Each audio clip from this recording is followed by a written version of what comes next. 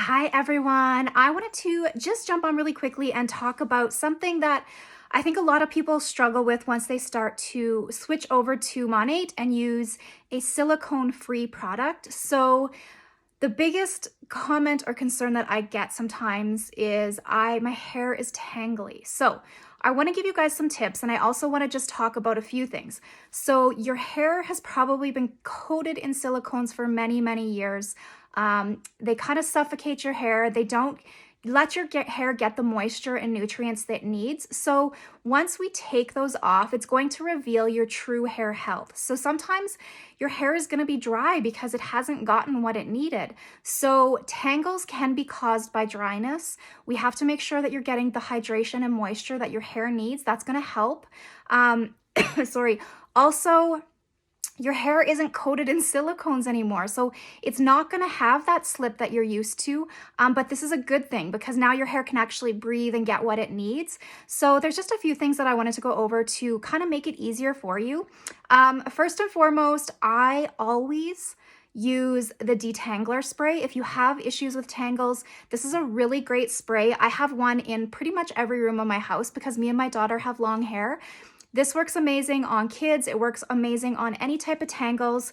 It's going to just give you that ease, that slip that you need, but it's not going to put silicones on your hair. So this is a great product to invest in. It lasts forever. These bottles will last a long time.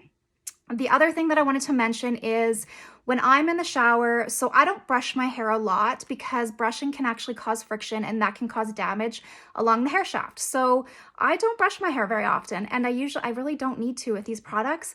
But a tip that I do, you can gently brush your hair before you get into the shower or bath. Start at the bottom and work your way up. Do really slow, like you don't want to yank on it because that's going to cause damage. So start at the bottom, work your way up. Or what I do, and I tell a lot of my customers, is when I'm in the shower, so you're going to wash your scalp. Your shampoo really is only going to be focused on your scalp. That's where we need to get the oil and dirt and stuff off. So your ends it kind of rinses down your hair. Your ends shouldn't be really dirty.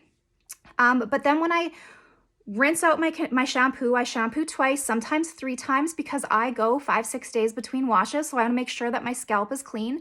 I wring out all of the water. You want to get the water out so that your hair is like a sponge. So if it's filled with water, it can't absorb these really great products. So get all of the water out. Sorry. Then I put my conditioner on. I focus my conditioner on the ends. I do go in on the scalp. I don't notice that it weighs my hair down, but I do have a lot of hair and it's pretty thick. But focus on your ends because that's where it needs the hydration.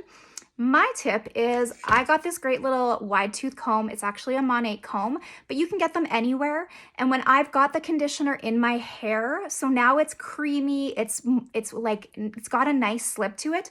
I take the wide tooth comb, I start at the bottom, and I work my way up, and I get all of those tangles out while I'm in the shower, while it's got the conditioner in there, and it's really easy to work through. So you want to be gentle because your hair, when it's wet, it can stretch a little bit more, but it can also break. So be very careful, but that's usually what works for me.